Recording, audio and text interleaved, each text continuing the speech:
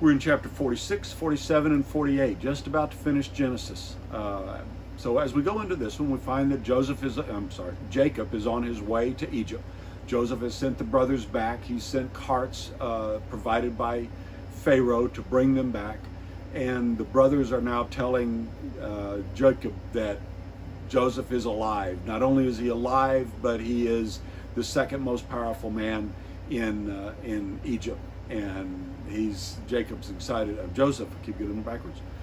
Nope, got it backwards again. Jacob is excited to go see his son Joseph. And they all pack up and leave. It does give you a genealogy. It points out that there are 66 people leaving with him on his way to Egypt. We think 400 years later there's going to be 2 million people coming out of Egypt. So as you get down to Egypt, Joseph has been planning where he's going to put them, and he wants them in the land of Goshen. And so the Egyptians don't particularly care for people who are shepherds, handle the flocks, and so he makes sure that they tell Pharaoh that they are shepherds, and so he allows him to put his family in Goshen. What Pharaoh had wanted was to have them come and live in the middle of the Egyptians and just be part of them. You have to think about what God's doing here. God is isolating Jacob's family because he's going to build the nation of Israel out of them. And in order to do that, he needs to keep them together. He doesn't want them to be intermingled and interspersed with the rest of the country of Egypt. So this is how this gets started. When you get to the next chapter, 47, it's interesting. Look and read. Notice how Joseph has taken everything from the people of Egypt.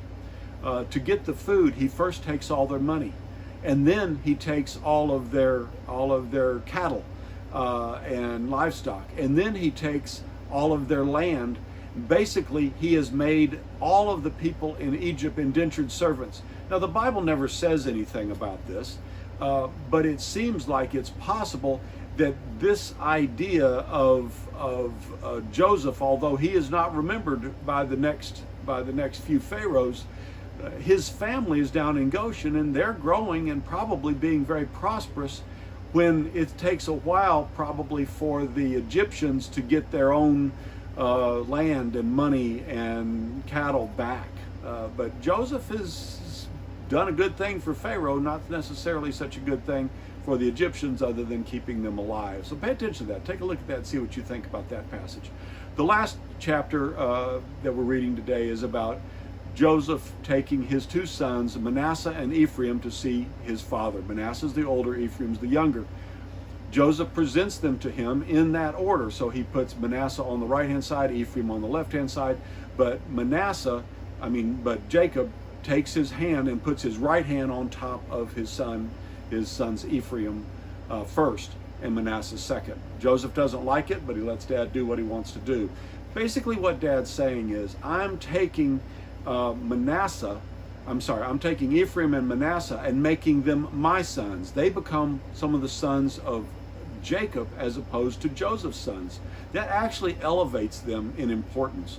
And when you look about the 12 tribes of Israel, Levi is not included, and Joseph is not included. But you then add Ephraim and Manasseh, and you still get back to 12.